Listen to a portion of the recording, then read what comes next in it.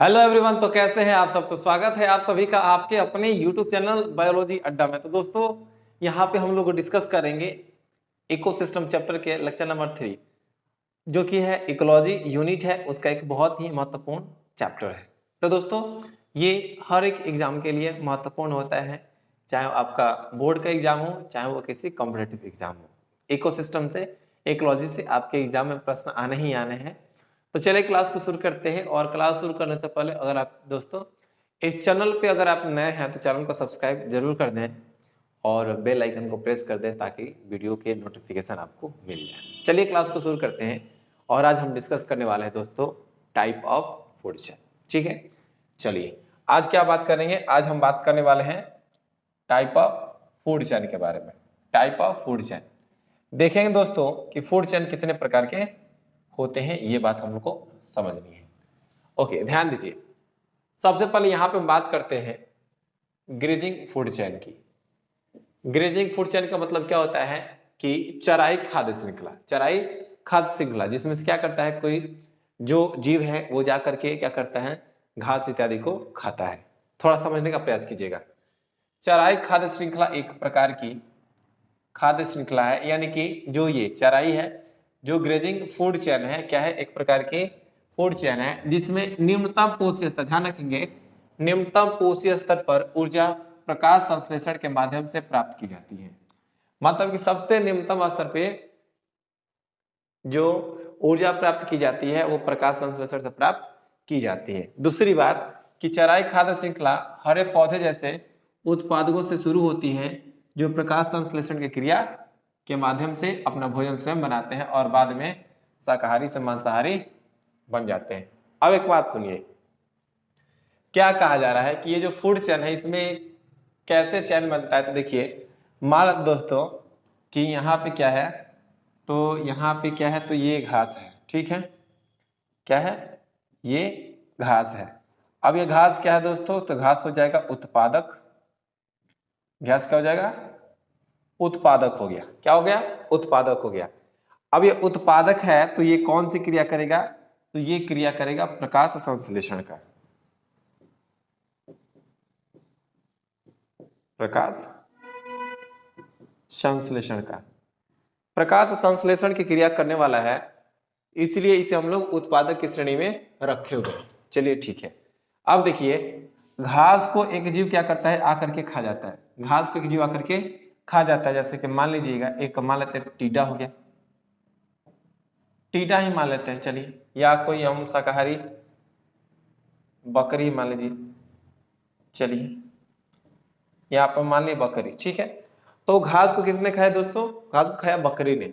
अब बकरी को कौन खाएगा, बकरी को मान लेते हैं शेर खा गया।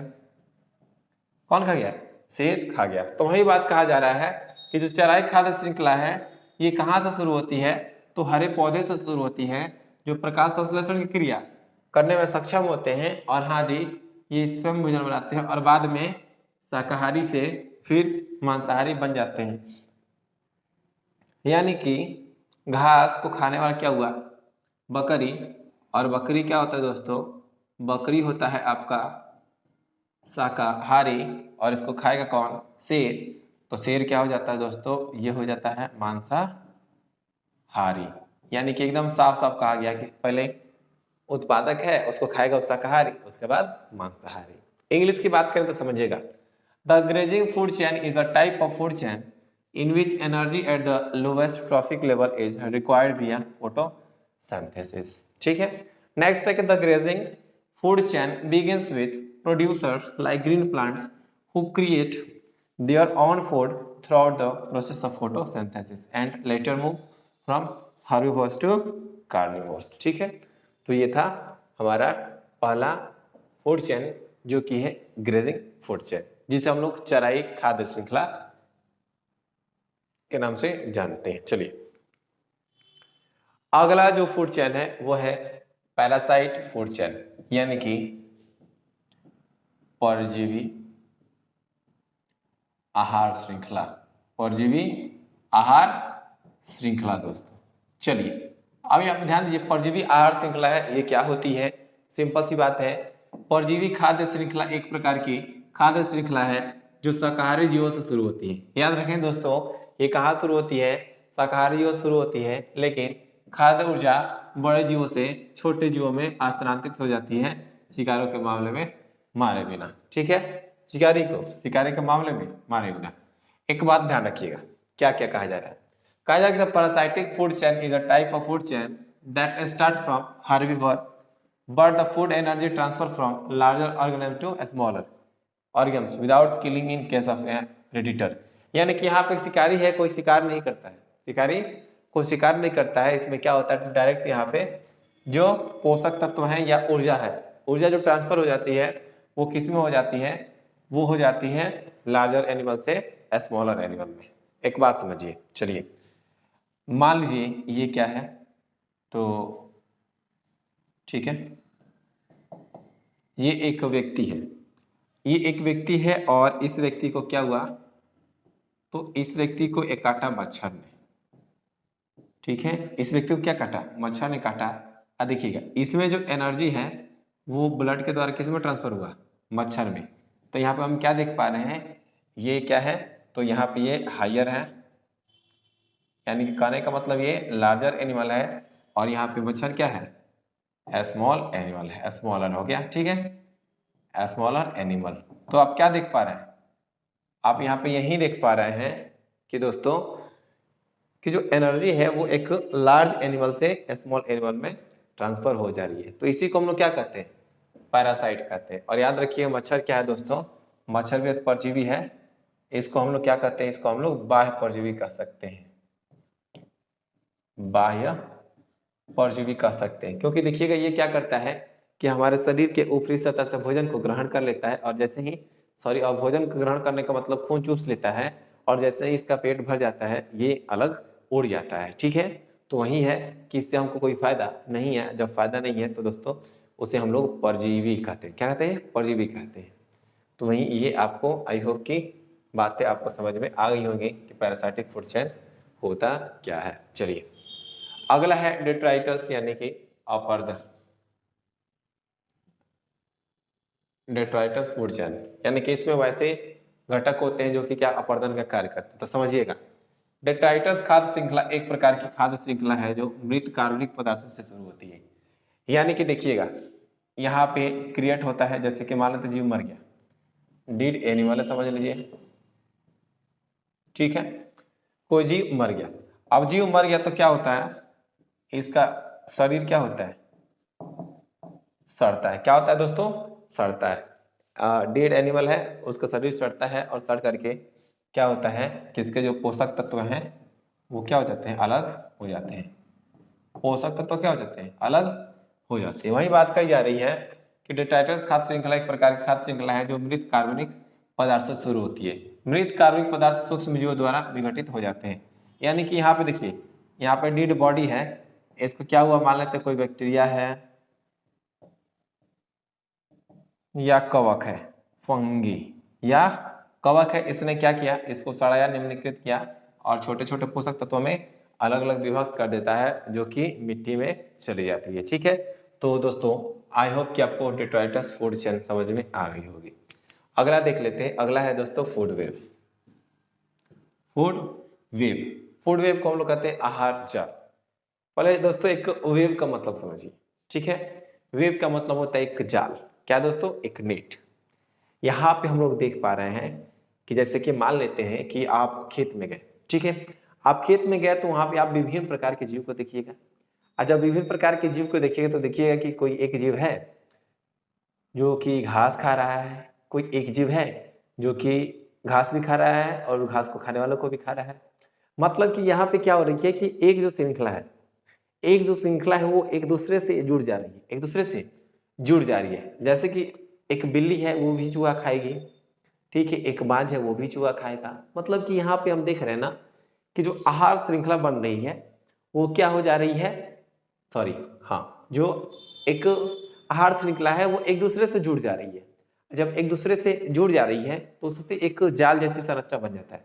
जैसे कि आप देख सकते हो यहाँ पे आपको साफ साफ दिखाई दे रहा होगा। ठीक है, तो एक जाल जैसी संरचना बन जाती है दोस्तों। इसी जाल जैसी संरचना को क्या कहते हैं?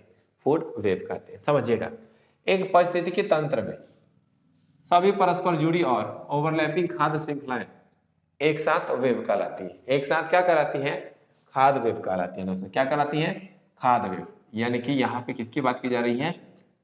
फूड वेव की बात की जा रही है। तो किस में बदल जाता है?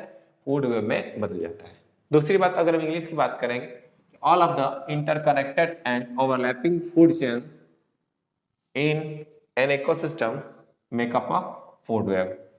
यानी कि विभिन्न प्रकार के पोषक स्तर एक जुड़ जाते हैं और तब क्या बनता है? एक चैन बनता है, एक वेव जैसी, यानी कि जाल जैसी संरचना बनती है, उसको हम लोग आहार जाल कहते हैं। थोड़ा सा आप देख सकते हैं, देखिए ये घास है। क्या दोस्तों? ये घास है, ये घास, ठीक, घास है। घास को कौन खाएगा? रैबिट। कौन खाएगा? मान लेते हैं रैबिट, ठीक है। ये है माउस, क्या खा रहा है? घास खा रहा है। ये है cockroach, I mean grass hopper, क्या खा रहा है? घास खा रहा है। ये घास, ठीक, ओके। अब देखिए रैबिट है, वो भी घास खा रहा है, चूहा है वो भी घास खा रहा है, टीडा वो भी घास खा रहा है। अब देखिए रैबिट है, तो रैबिट को ये लोमड़ी भी खा सकती है, ठीक है। चूहा है, चूहा को भी लोमड़ी खा सकती है।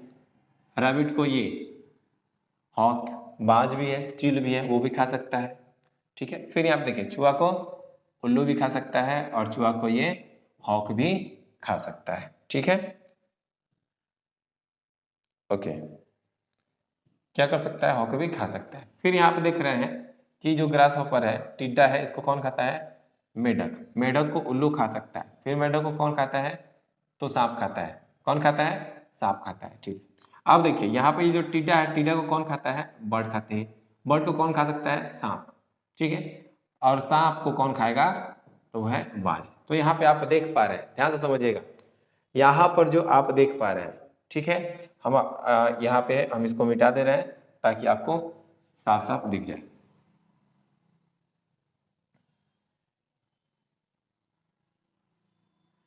ठीक, चलिए। तो यहाँ पे हम देख पा रहे हैं कि क्या है कि उत्पादक एक ही है, इसमें हो रही है कि एक से अधिक आहार श्रृंखला जुड़ गई है। एक से अधिक आहार श्रृंखला जुड़ गई है। जब जुड़ गई है दोस्तों, देख पा रहे हैं कि जैसे कि ये यहाँ पे एक जाल की तरह संरचना बन रही है, एक जाल की तरह संरचना बन रही है। और इसी जाल की तरह जो संरचना होती है, उसी को हम लोग क्या कहते हैं? उसी को हम फूड वेब कहते हैं। आई होप कि क्लियर हो गया होगा। चलिए अब यहां पर हम बात कर लेते हैं ट्रॉफिक लेवल की। ट्रॉफिक लेवल की, और दोस्तों ट्रॉफिक लेवल को हम लोग हिंदी में पोषी स्तर कहते हैं। अब यहाँ पे बात करें सर ये पोषी स्तर क्या है, तो समझिए, पहले ध्यान से समझिएगा। एक आहार श्रृंखला है, आहार श्रृंखला में प्रत्येक लेवल एक ट्रॉफिक लेवल होता है, ठीक है। आहार श्रृंखला में प्रत्येक लेवल क्या होता है?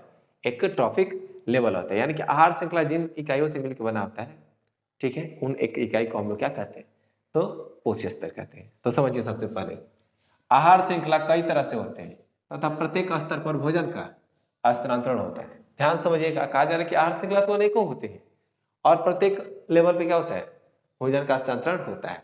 आहार श्रृंखला के इन्हीं स्तरों को क्या कहते हैं? ट्रॉफिक लेवल, पोषी स्तर कहते हैं। क्या कहते हैं दोस्तों? पोषी स्तर कहते हैं, ओके। चलिए इसी को हम फिर से एक बार रिमाइंड कर देते हैं कि आहार श्रृंखला में कई स्तर होते हैं।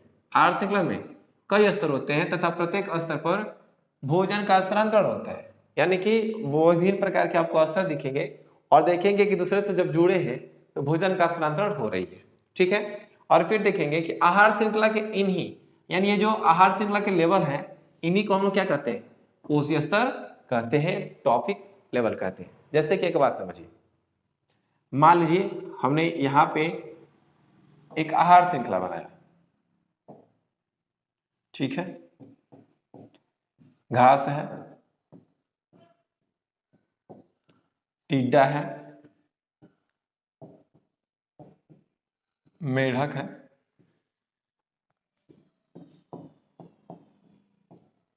सांप है और ये बाज है। देखिए अब यहाँ पे देख पा रहे हैं ना, बहुत ही आसान से तरीकों में आप इसको समझ लीजिएगा। ये क्या है? घास है। ये क्या है?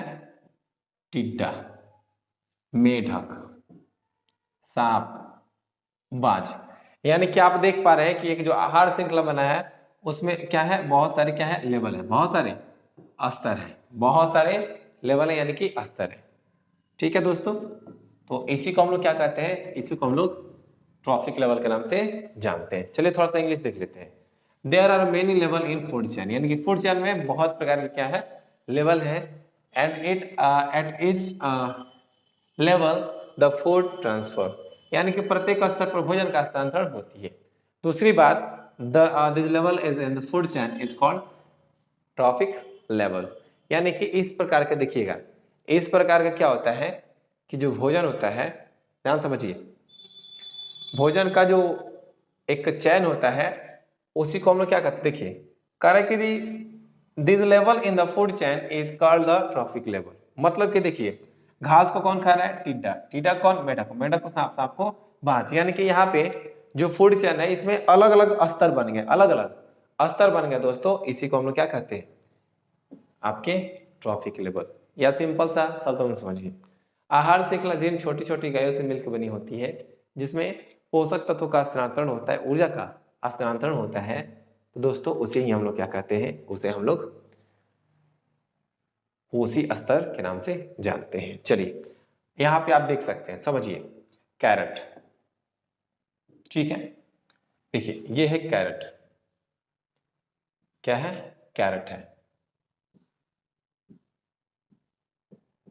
कैरेट है।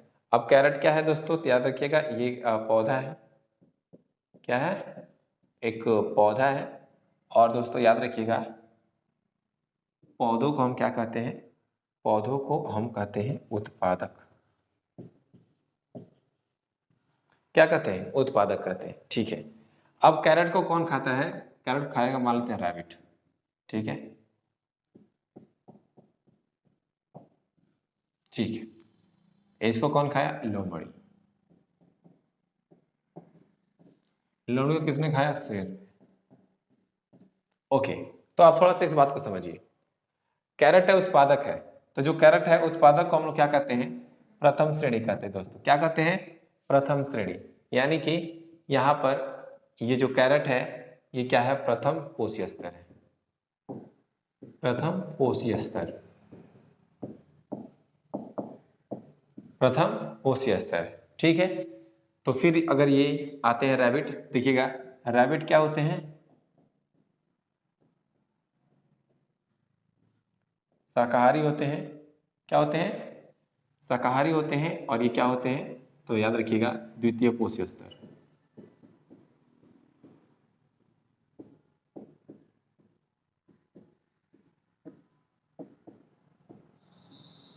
द्वितीय पोषी स्तर क्या हो जाएगा, द्वितीय पोषी स्तर हो जाएगा, ठीक है। चलिए अब द्वितीय पोषी स्तर में आप क्या देख पा रहे हैं, तो वो है रैबिट।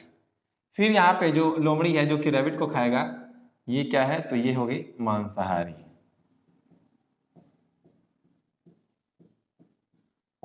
क्या हो जाएगी, मांसाहारी। अब मांसाहारी, तो ये कौन सा लेवल हो जाएगा, ये हो जाएगा तृतीय, तृतीय पोषी स्तर, तृतीय पोषी स्तर, ठीक है। अब जो फॉक्स है इसको भी कौन खाएगा, इसको खाएगा लायन, लायन भी क्या है, मांसाहारी, मांसाहारी, ठीक है। ये क्या हो जाएगा, चतुर्थ, चतुर्थ स्तर, ठीक है। तो इस प्रकार से आप देख पा रहे हैं कि एक जो फूड चेन है उसमें अलग अलग प्रकार के स्तर पाए जाते हैं। चलिए अब हम, तो दोस्तों अब हम बात करेंगे, वो होगा इकोलॉजिकल पिरामिड। अब ये इकोलॉजिकल पिरामिड होता क्या है, आप ध्यान से समझने का प्रयास कीजिए। दोस्तों याद रखिएगा, इकोलॉजिकल जो पिरामिड होता है इसको हम लोग पारिस्थितिक पिरामिड क्या कहते हैं दोस्तों, इसे हम लोग पारिस्थितिक पिरामिड कहते हैं।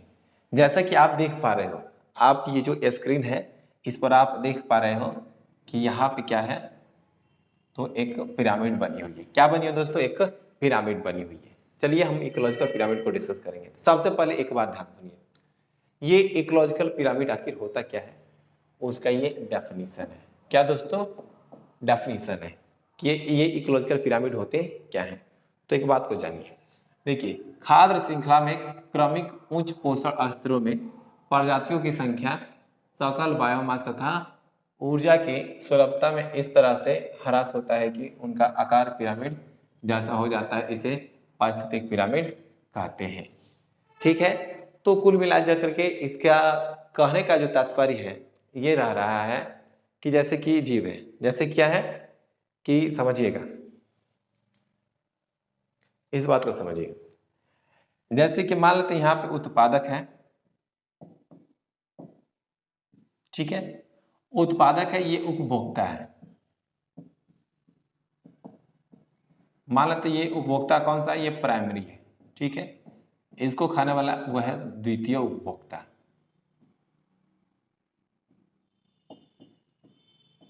द्वितीय उपभोक्ता, फिर ये तृतीय उपभोक्ता, तृतीय उपभोक्ता। यानी कि आप यहाँ पे देख पा रहे हो कि क्या है, तो ये उत्पादक है, प्रथम उपभोक्ता, द्वितीय और तृतीय उपभोक्ता। यानी कि उत्पादक में मान लेते हैं, उत्पादक में क्या है, ऊर्जा ज्यादा है, फिर घट गया, उपभोक्ता में फिर घट गया, फिर घट गया। यानी कि जब ये इसको हम लोग क्या करेंगे,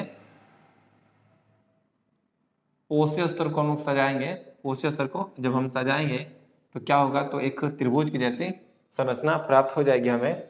और दोस्तों इसी त्रिभुज की जैसी जो संरचना होती है इसे ही हम लोग पिरामिड कहते हैं। क्या कहते हैं, पिरामिड कहते हैं। चलिए आप थोड़ा सा याद रखिएगा, जो पिरामिड होता है, पिरामिड, ठीक है, पिरामिड में सबसे पहले, पिरामिड में सबसे नीचे देखिएगा कुछ पॉइंट्स है कि at the bottom of pyramid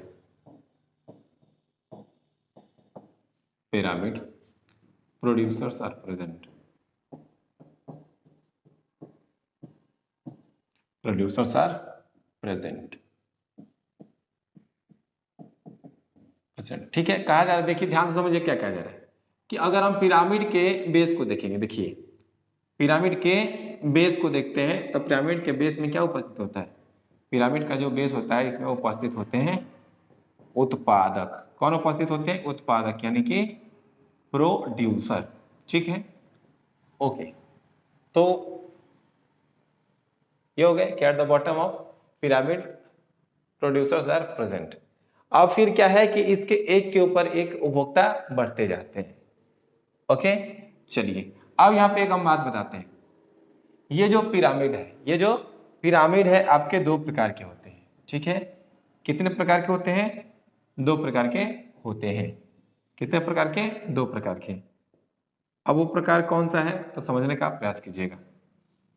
एक होता है दोस्तों जिसको हम लोग कहते हैं अपराइट पिरामिड, अपराइट पिरामिड। और जो दूसरा होता है इसे हम लोग कहते हैं, अपराइट पिरामिड हो गया, ठीक है। एक को हम लोग कहते हैं inverted, inverted pyramid, inverted pyramid. मतलब कि दो प्रकार के पिरामिड होते हैं, एक उल्टा, ठीक है,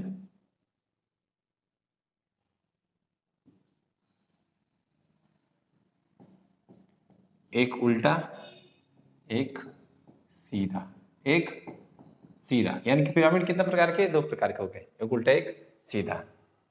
ये इसके पोजीशन के आधार पे है। अब यहाँ पे ओरिजिनल बात यहाँ पे जानिए, टाइप्स ऑफ इकोलॉजिकल पिरामिड यानी इकोलॉजी पिरामिड। अब ये इकोलॉजी पिरामिड कितने प्रकार के होते हैं उस बात को हम देखेंगे। पहला के pyramid of numbers, pyramid of biomass, pyramid of energy. अब ये pyramid of numbers, pyramid of biomass और पिरामिड ऑफ एनर्जी क्या होती है उसको देखिए। अब यहाँ पे हम बात कर लेते हैं दोस्तों पिरामिड ऑफ नंबर की। तो सुनिए, अगर किसी विभिन्न पोषीय स्तर के जीवों की संख्या का अवलोकन किया जाए, यानी कि मान लेते हैं कोई ट्रॉफिक लेवल है, पोषीय स्तर है, उसमें जीवों की संख्या को आधार मान लें, जीवों की संख्या को आधार मान लेंगे और क्या करेंगे, तो याद रखिएगा आधार मान करके क्या करते हैं कि अगर हम एक पिरामिड बनाते हैं, अगर हम एक पिरामिड बनाते हैं, अगर हम एक पिरामिड, या समझिए जब जीवों की संख्या को आधार मान करके उसको हम एक के ऊपर एक सजाते हैं ना, एक के ऊपर एक सजाते हैं, तो हमें क्या होती है ये देखने को मिलता है कि जो सबसे नीचे है वो ज्यादा है, फिर उससे कम है, उससे कम है, उससे कम है, उससे कम है। और कभी कभी ऐसा भी केस आता है कि नीचे वाला सबसे कम हो गया और ऊपर वाला सबसे ज्यादा हो गया, यानी कि तब उल्टा हो जाता है। तो इस बात को समझिए कि ये कि अगर किसी पोषीय स्तर के जीवों की संख्या का अवलोकन किया जाए, मतलब उसको ऑब्जर्व किया जाए, तो हम पाएंगे कि पिरामिड के सद्र आकृति बनती है।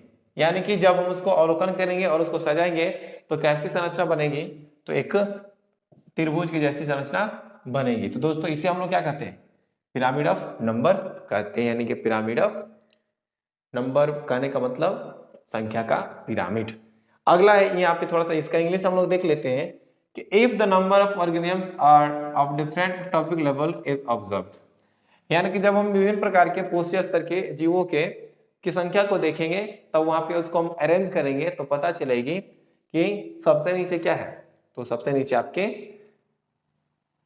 प्रोड्यूसर है। कौन है, प्रोड्यूसर है। ठीक है, चलिए फिर नेक्स्ट है कि the pyramid like shape form which is called the pyramid of number. यानी कि जब हम क्या करते हैं पोषीय स्तर को एक दूसरे के ऊपर सजाते हैं संख्या को आधार मान करके, तो हम देखते हैं कि क्या होता है दोस्तों कि इसमें जो संख्या के आधार पर हम पिरामिड बनाए हैं उसमें सबसे नीचे क्या होता है, उत्पादक संख्या अधिक हो जाती है और सबसे कम टॉप कंज्यूमर में हो जाती है। ठीक है, चलिए एक बात और ध्यान रखिएगा, pyramid of number, pyramid of number आपके सीधे भी होते हैं। ठीक है, पिरामिड ऑफ नंबर क्या है, सीधे होते हैं, और पिरामिड ऑफ नंबर उल्टे भी होते हैं। अगर पिरामिड ऑफ नंबर की बात करें, देखिए यहाँ पे आपको साफ साफ शब्दों में बता दिया गया। देखिए ग्रास है, ग्रास की संख्या बहुत अधिक है, बहुत अधिक है। ठीक है, ओके। अब घास को खाने वाला क्या है, ग्रास होपर है, घास को खाने वाला ग्रास होपर, यानी कि ये शाकाहारी, ये शाकाहारी, यहाँ पे ये क्या हर्बीवोर। यानी कि देखिए घास ज्यादा है, घास ज्यादा है प्रोड्यूसर से, और हर्बीवोर क्या हो गया, उससे थोड़ा सा कम हो गया। फिर अगर हम कार्निवोर की बात करेंगे तो ये भी कम हो जाएगा। और फिर हम बात करते हैं टॉप कंज्यूमर की, तो देख पा रहे कि ग्रास है, फिर उसके बाद ग्रास हॉपर या इंसेक्ट है, फिर यहाँ पे मेढक क्या बर्ड्स है, और बर्ड्स को खाने वाला हॉक है। यानी कि ध्यान से एक बार फिर से हम रिपीट करते हैं, आप सुन लीजिए बात क्या है। यानी कि जब हम आहार श्रृंखला यानी कि जो पोषी स्तर है दोस्तों, ट्रॉफिक लेवल है, उसको संख्या को हम आधार मान लें, उसकी संख्या को हम आधार मान लें, किसकी संख्या, जीवों की संख्या को आधार मान लें, और आधार मान करके अगर हम क्या करते हैं उसको हम सजा दें, तो आप देखिएगा कि कैसी संरचना प्राप्त होती है। तो दोस्तों वो प्राप्त होगी आपका त्रिभुजाकार। और दोस्तों त्रिभुजाकार जो आकृति होती है इसे हम लोग क्या कहते हैं, इसे हम लोग पिरामिड के नाम से भी जानते हैं। ठीक है, पिरामिड के नाम से भी जानते हैं। अब यहाँ पे देख पा रहे हैं, देखिए पिरामिड ऑफ नंबर क्या ऑपरेट, फिर यहाँ पे पिरामिड ऑफ नंबर की बात करते हैं इन्वर्टेड, पिरामिड ऑफ नंबर की बात करते हैं इन्वर्टेड है। इन्वर्टेड करने का मतलब उल्टा, यानी कि जो संख्या का पिरामिड है वो उल्टा भी हो सकता है और सीधा भी हो सकता है, इसमें कोई दिक्कत वाली बात नहीं है। चलिए तो यहाँ पे देख पा रहे हैं कि ये जो प्रोड्यूसर है क्या है, तो प्रोड्यूसर यहाँ पे लिखा है सबसे कम, प्रोड्यूसर क्या सबसे कम है। ओके, अब जो प्रोड्यूसर है जिसको हम लोग क्या कहते हैं उत्पादक, उत्पादक। ठीक है, उत्पादक, इसको कौन खाएगा, शाकाहारी। जैसे कि मान लेते कोई बर्ड्स खा गए, बर्ड्स के शरीर में क्या उपस्थित होते हैं, बग्स, यानी कि परजीवी पाए जाते हैं। ठीक है, एक और होता है जिसको हम लोग फ्लीज कहते हैं, वो हाइपर पैरासाइट।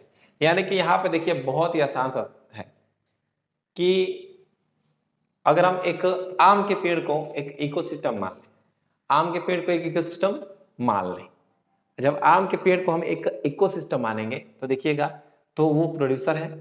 तो प्रोड्यूसर अगर हम उसको देखेंगे तो आम को खाने वाले बहुत हैं, आम को खाने वाले बहुत हैं। तो इस प्रकार से क्या होगा, जब हम आम के वृक्ष को आधार मान करके क्या करेंगे, एक पिरामिड बनाएंगे तो दोस्तों हमें एक उल्टा पिरामिड प्राप्त होगा, जिसमें प्रोड्यूसर क्या होता है, बहुत कम होता है, जिसमें प्रोड्यूसर की संख्या बहुत कम होती है हर्बिवोर की तुलना में, और ये पैरासाइट या हाइपर पैरासाइट की तुलना में। आई होप कि यहाँ तक क्लियर है। चलिए अगला है पिरामिड ऑफ बायोमास।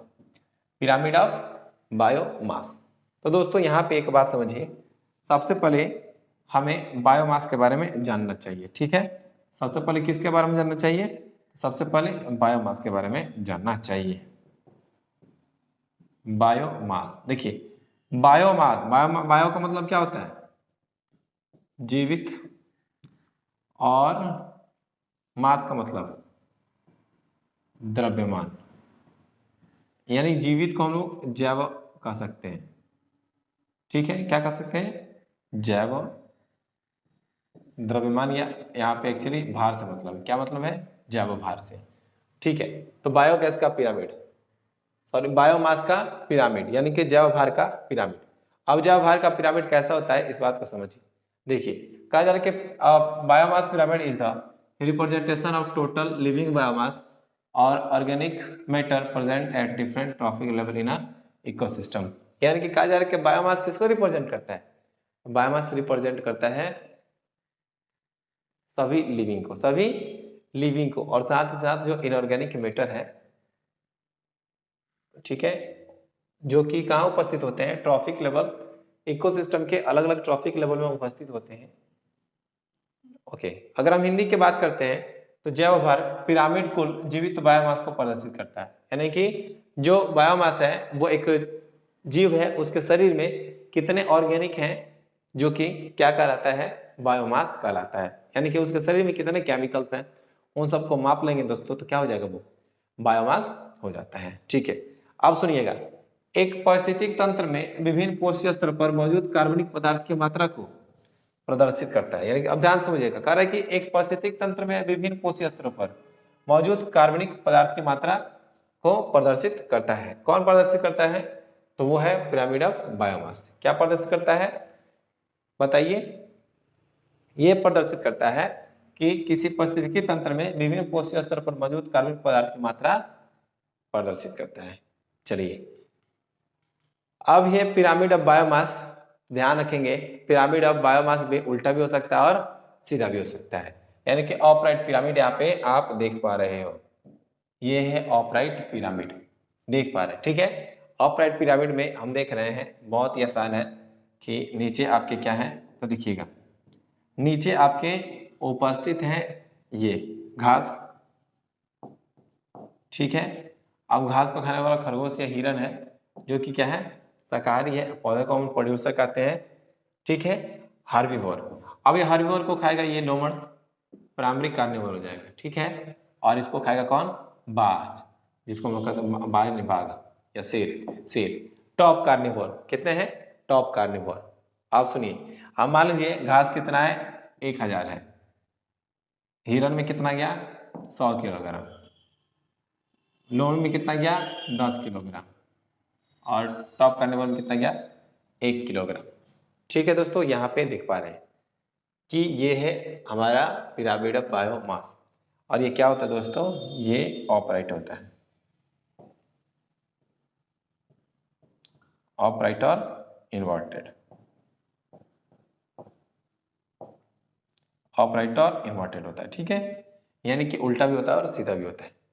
चलिए आगे का ध्यान देंगे, पिरामिड ऑफ एनर्जी, ऊर्जा का पिरामिड।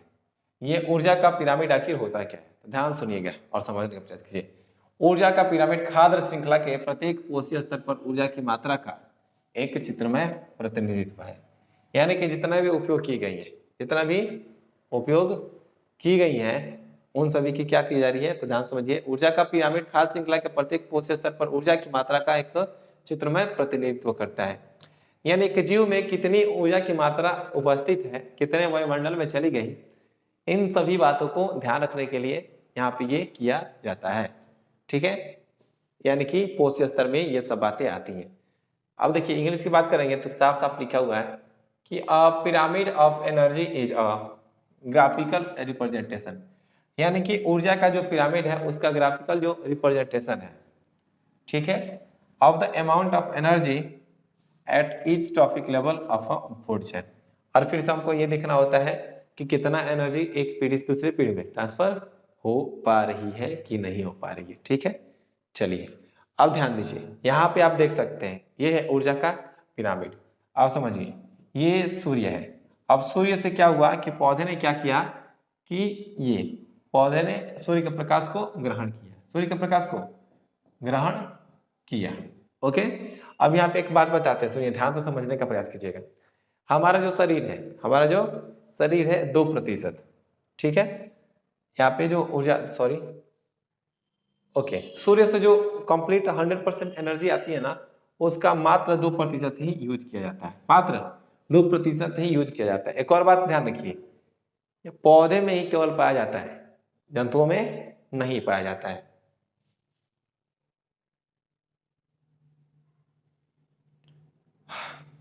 क्या नहीं पाया जाता है, तो वो है प्रकाश संश्लेषण। समझिए एक बात को समझिए, पौधों में पाया जाता है, जंतुओं में नहीं पाया जाता है। क्या? प्रकाश संश्लेषण, प्रकाश संश्लेषण।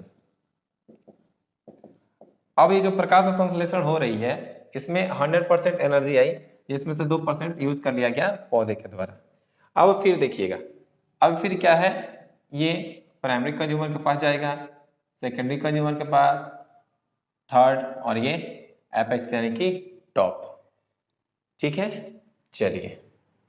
और दोस्तों क्या होता है, ट्रांसफर होते जाता है और जो एनर्जी है वो हीट के रूप में एलिमिनेट हो जाता है, निकल जाता है। फिर यहाँ पे देखिएगा डिकम्पोजर, अपघटन करता है, यानी कि प्राइमरी सेकेंडरी टर्सरी जितने भी हैं सभी टपक जाएंगे, यानी कि सभी मर जाएंगे। तो क्या होगा कि ये उन्हें सड़ा देंगे, उन्हें आसानी से सड़ा देंगे। आई होप कि यहाँ तक क्लियर हो गया।